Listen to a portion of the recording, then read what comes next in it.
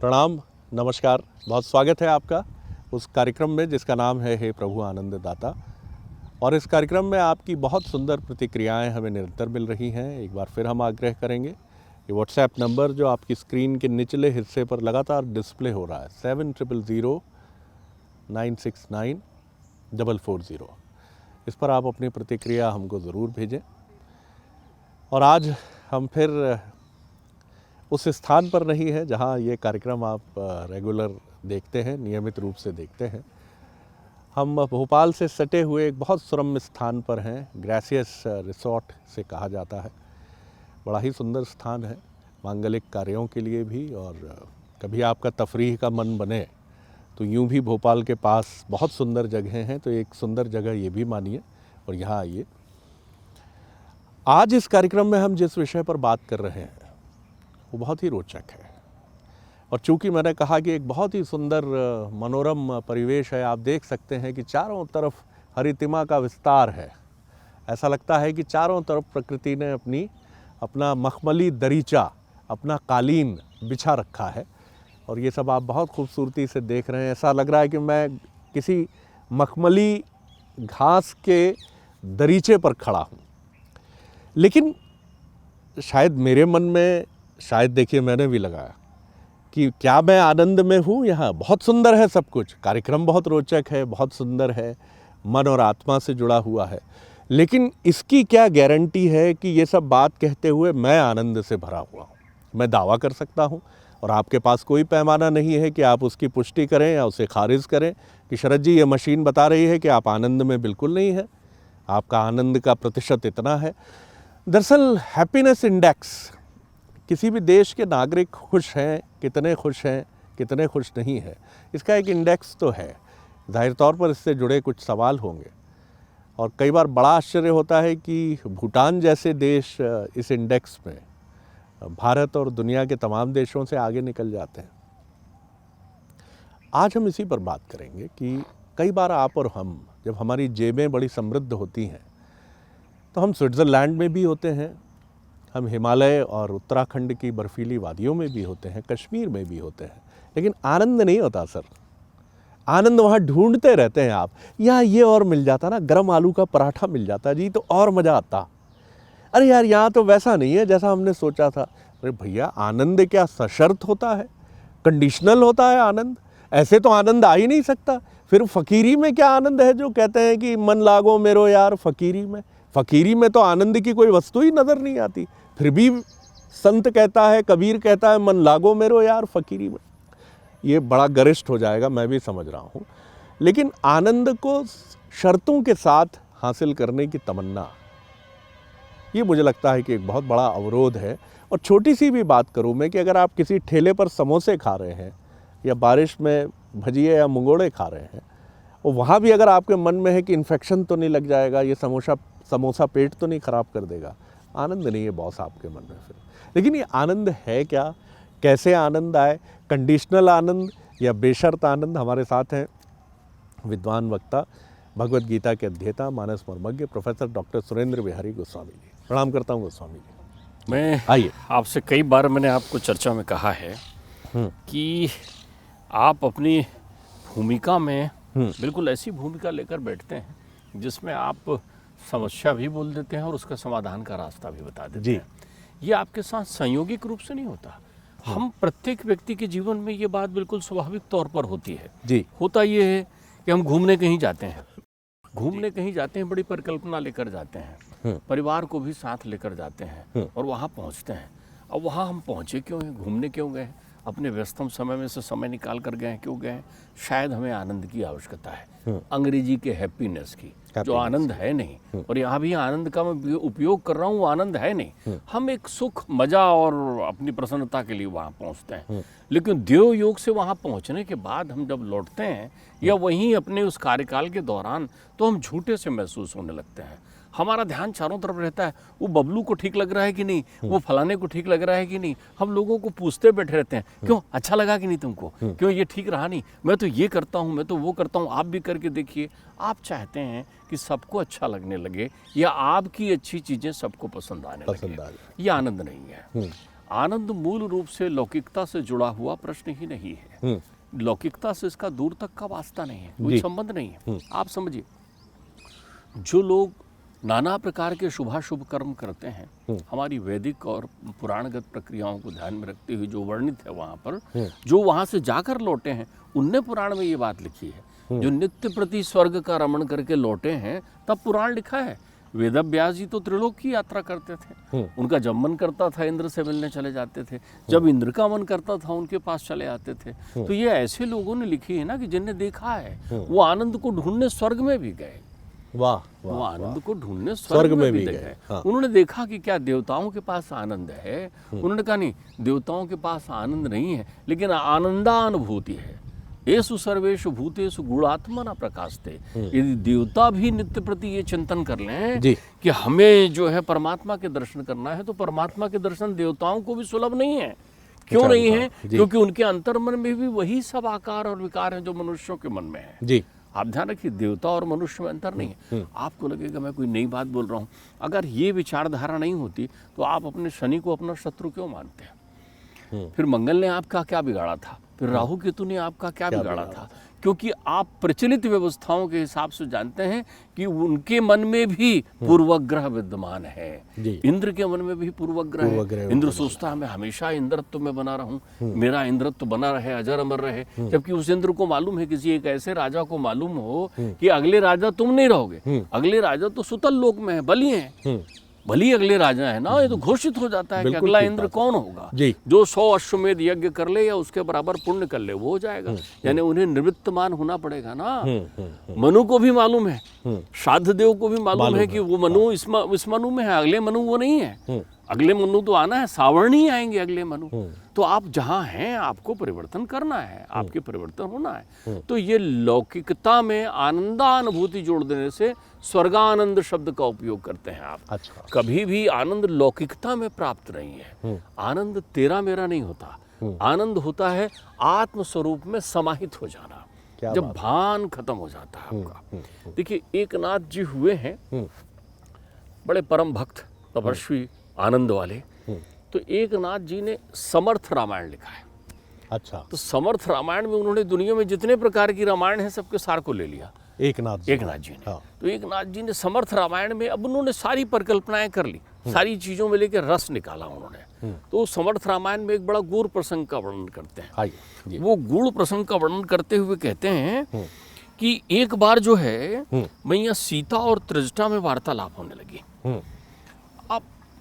मैया त्रिष्ठा कहती हैं कि राम तो सर्वत्र है, परमात्मा तो सभी जगह विद्यमान है ना। तो जब परमात्मा सर्वत्र विद्यमान है तो तुम उनकी जो स्वानुभूति है, उनकी अनुभूति अपने अंतर्चित्त में क्यों नहीं करती जी?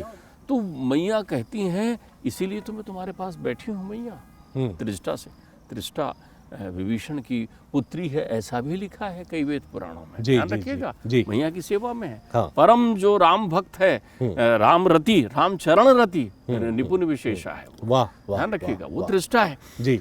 तो त्रिष्ठा को वो कहती हैं कि एक बार जब मैं ध्यान में खो गई परमात्मा राम के, तो मैं ऐसा सुदबुद्ध से खोई कि मैंने अपने आप में राम को पूर्णतया समझ लिया कि राम मुझ में ही है, मैं राम हो गई, सीता राम हो गई। और मैं विरक्ति से जागी, क्योंकि मुझे राम नहीं होना है, मुझे सीता ही रहना है, क्योंकि सीता सेवक हूं मैं, उनकी सेवाधारी। फिर ये सेवा का प्रताप चला जाएगा जब मैं राम हो जाऊंगी। तो मैं घबरा कर बाहर निकल आई अपने ध्यान से कि मैं कैसे राम हो सकती हूँ।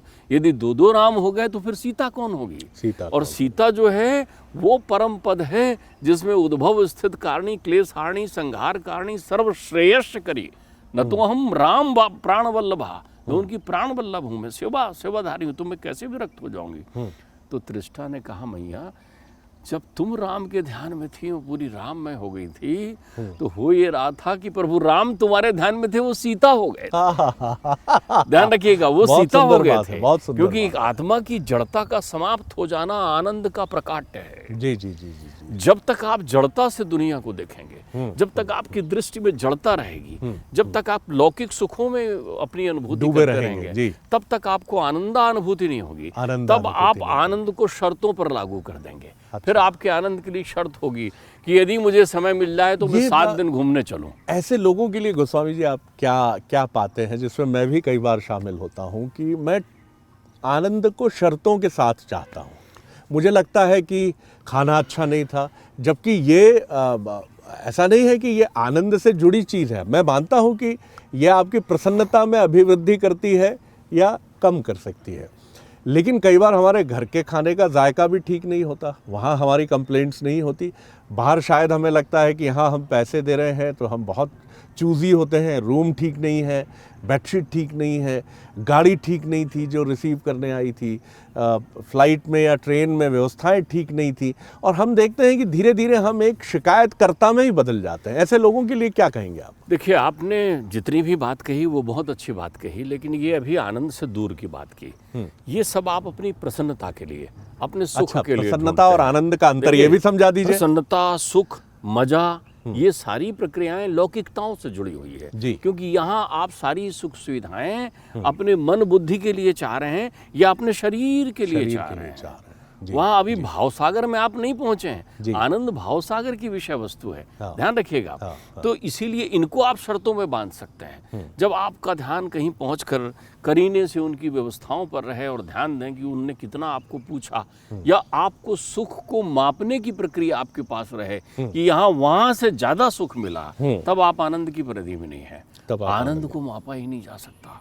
ध्यान रखिए, कभी मैंने आपको एक परिभाषा दी थी, मैं उसको फिर से स्पष्ट करना चाहता हूँ, खासकर आपके श्रोताओं के लिए। ध्यान रखिएगा कि जब आप किसी का सुख बांट लेते हैं, आपके जीवन में कोई सुख आया, ध्यान रखिएगा, अब सुख, हम लोग उत्सव क्यों मनाते हैं? आनंद के प्रकट के लिए, लेकिन वहाँ हम खो जाते हैं भौतिकता में, तो आनंद प्रकट नहीं हो पाता। वहाँ मजा आता है, प्रसन्नता होती है, खुशी मिलती है, लेकिन आनंद रह जाता है। मतलब हम प्रसन्नता रूपी कॉलेज में ही समय पूरा जीवन का बिता देते हैं, आनंद रूपी यूनिवर्सिटी हमारा इंतजार करती रहती है, पहुंच ही नहीं पाते। हम वहाँ उस दरवाजे तक, हम मंथन वहाँ तक नहीं कर पाते ना। आपने देखी होगी, त्योहार जो हमारे होते हैं, दिवाली है, होली है, राखी है, श्रावण है, ये सब त्योहार एक साथ मनाने के लिए है कि सब लोग मिलकर मनाएं, मतलब मंथन करते हैं। तो उससे जब सब घर में खुशी हो जाती है तो वहाँ आनंद का प्रकाट्य होता है। वहाँ पर परोक्ष कुछ नहीं होता, वहाँ एक पक्षी नहीं होता, वहाँ सापेक्ष नहीं होता, वहाँ निरपेक्ष हो जाता है। तो आप किसी का सुख बांट लीजिए, अपना सुख बांट दीजिए किसी को, और बांटिए भी तो कंजूसी से मत बांटिए, बिल्कुल बांट दीजिए। तुम्हारा देखिए, एक कहावत आपने सुनी होगी, आने वाला है समय, नंद के आनंद भयो 3 लोग जीत गए। वाह, ये घर घर बोलते सुना होगा आपने, और जय कन्हैया लाल की, और नंद के आनंद भयो 3 लोग। तो नंद के यहाँ आनंद कैसा हुआ है? चलिए देखिए नंद के आनंद कैसा हुआ है। नंद का बेटा हुआ, नंद के यहाँ अधेड़ अवस्था के बाद पुत्र रत्न की प्राप्ति हुई है, आप ध्यान रखिए। और नंद वहाँ के राजा हैं गोकुल के, तो वहाँ क्या होना चाहिए? चारों तरफ सुरक्षा व्यवस्था बांध देनी चाहिए, लोगों से कहना चाहिए लाइन लगा कर आओ और अपना मिठाई का डब्बा ले जाओ, जिसको जो चाहिए और ये करिए। लेकिन नंद के घर के सारे दरवाजे खुल गए, हर व्यक्ति को ये लगा कि मेरे घर लल्ला हुआ है, हर आदमी दौड़ा, उसी अधिकार से दौड़ा, अरे नंद के यहाँ लल्ला है, नंद के यहाँ लल्ला है, नंद वहाँ दौड़े।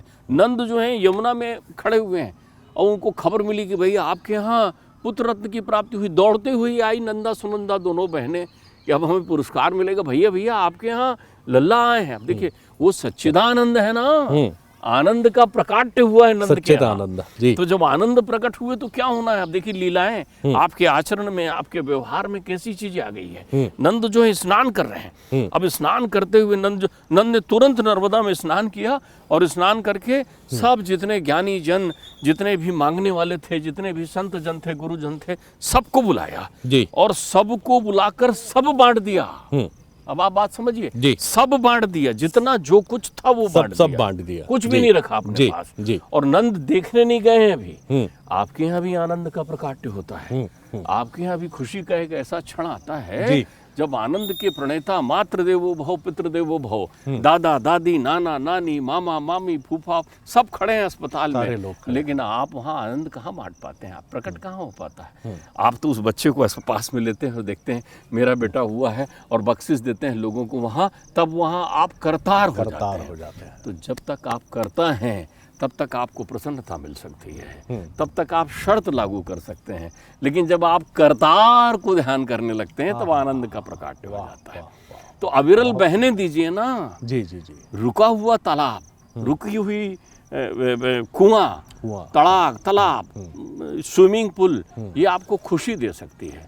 लेकिन आनंद तो झरने में ही मिलेगा ना, आनंद तो बहती हुई नदी में ही मिलेगा ना, आनंद तो निश्चल खिलखिलाहट में ही मिलेगा ना। आनंद में खिलखिलाहट ही होती है, क्योंकि वहाँ किसी प्रकार का विकार नहीं होता ना। तो हम सब बंधे, प्रत्येक परिवार में सच्चिदानंद आ सकते हैं जी। प्रत्येक परिवार में इस आनंद की अनुभूति हो सकती है। लेकिन तब तेरा मेरा नहीं होता, वहाँ तेरा मेरा नहीं होता। तेरे मेरे में आनंद नहीं रहता। तेरे को ज्यादा सुख, मेरे को ज्यादा सुख, तेरे हिस्से में ज्यादा, मेरे हिस्से में ज्यादा। अब आप आनंद से वंचित हैं। जब आप कहें सब तुम्हारा, सब बांटिए, एक तो अपना सुख बांटिए, दूसरा दूसरों का दुख बांट लीजिए। आनंद विश्वविद्यालय में जाने की अहम शर्त है। हाँ। उसके बाद तो फिर आप नहीं, फिर नैमिषारण्य में चले जाएंगे आप। वहाँ लोक कल्याण के चिंतन करते हुए 88,000 जो शौनकादिक ऋषि हैं, वो अब आपको जिस जल से अभिषेक करेंगे उसमें आनंद की वर्षा होगी। ध्यान रखिएगा, आप एक बहुत सुंदर शावर बनाकर उसके नीचे खड़े होकर भीगते हैं और लोगों से कहते हैं आनंद आया कि नहीं आया। लेकिन आनंद तो खुले छत के नीचे जब आप आते हैं और ऊपर से अनंत मेघों की वर्षा आपके ऊपर होती है, तब आप उस वर्षा में आनंद लेते हैं। तो आप जब भी सिमटे रहेंगे तब भी बंधे रहेंगे। जब भी बंधे रहेंगे आनंद से विरक्त होंगे। आपको तो स्वर्ग चाहिए ना, आप प्राइवेट लिमिटेड हो गए। आपको वो कहाँ चाहिए जिसने स्वर्ग बनाया है? आपको वो कहाँ चाहिए जिसने स्वर्ग बनाया है ना? आपको तो धन चाहिए ना, लेकिन वो कहाँ चाहिए जिसने ऐसे कितने धन प्राप्त करने के स्रोतों को संसार में बनाकर छोड़ दिया है? आपने उस तत्व को अनुभूत नहीं किया है।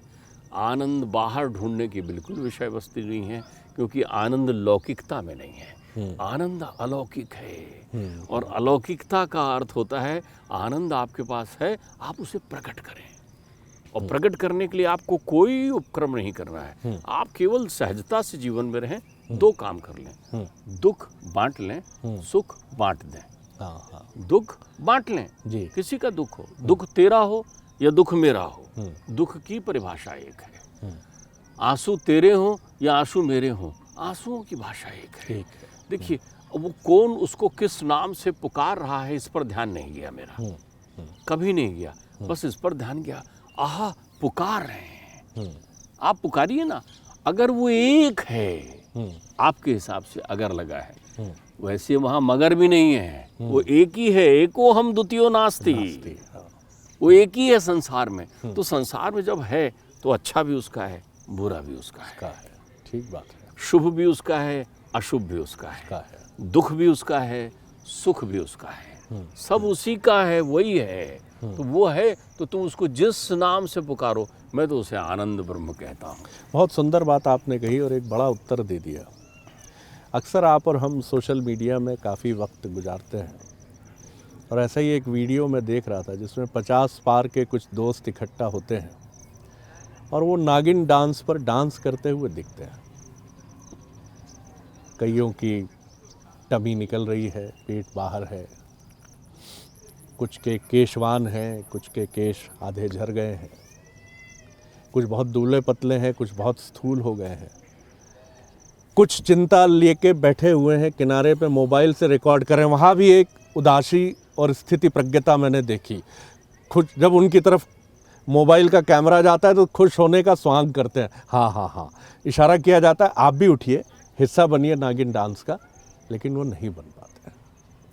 आप और हम वो तो नहीं है, वही मित्र किनारे बैठे हुए, परिवार स्विमिंग पूल में डुबकी लगा रहा है, बच्चा दौड़ रहा है, कितना सुरम्य स्थल है, हरियाली है, घास है, लेकिन हाँ हाँ बेटा बहुत अच्छा है, बहुत अच्छा है। आपको अपने ऑफिस की चिंता, स्वास्थ्य की चिंता, धन की चिंता, पत्नी बच्चों की चिंता, माता पिता की चिंता, क्या इसी में डूबे रहेंगे हम? 50 पार के उन दोस्तों के उस वीडियो को हर वो व्यक्ति देखता है जो 40 पार कर चुका है, 50 पार कर चुका है। आप साहस क्यों नहीं जुटा पाते उस क्लब में कूदने का? खई के पान बनारस वाला पर कब नाचे हैं आप, याद है आपको?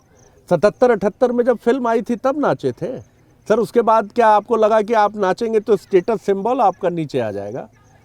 देखिए, एक बहुत अच्छी बात आपने कही है और बड़ी गुणता के साथ बात कही। मैं तो ये कहता हूँ कि तनाव की एक सीमा होती है, आप उसे असीमित मत करिए। तनाव जहाँ का है वहीं उसको सीमित रहने दीजिए। ऑफिस का है तो ऑफिस में रहने दीजिए, घर लेकर मत आइए। और घर की सीमा को ऑफिस में लेकर मत जाइए, लेकिन घर में आइए तो पूरा आइए।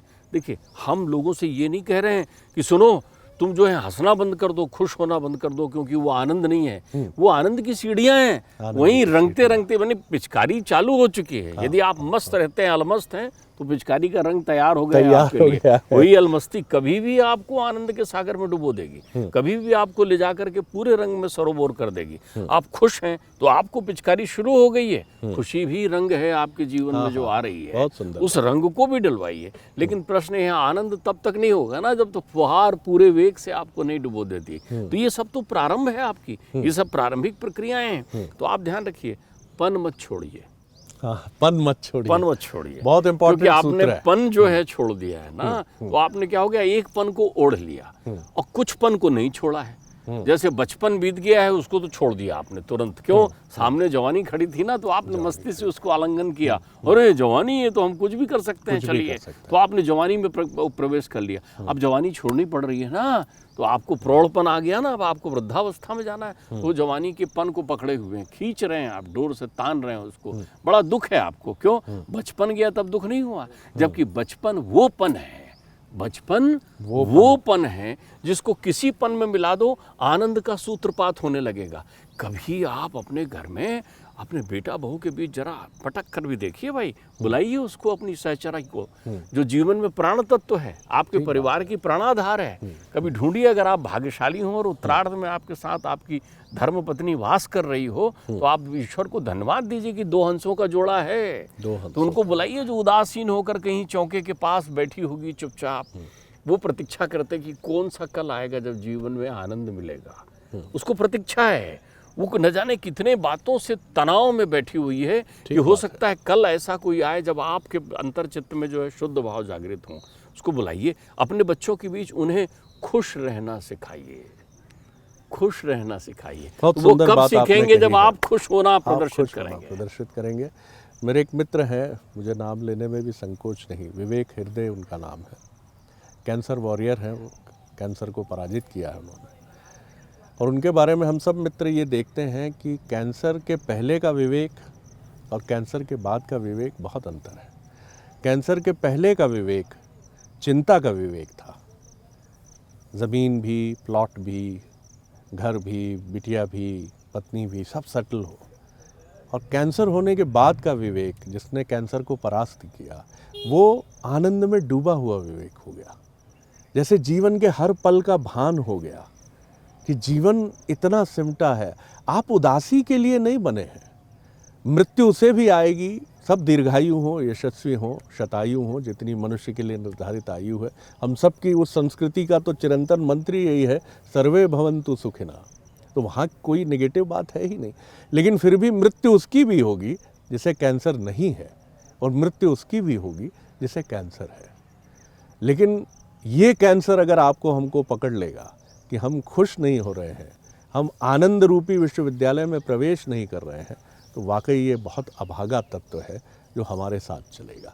हर पल, हर क्षण का आनंद उठाना जीवन का तभी संभव है जब जीवन, मेरा जीवन तेरा जीवन के परिभाषा से निकलेगा।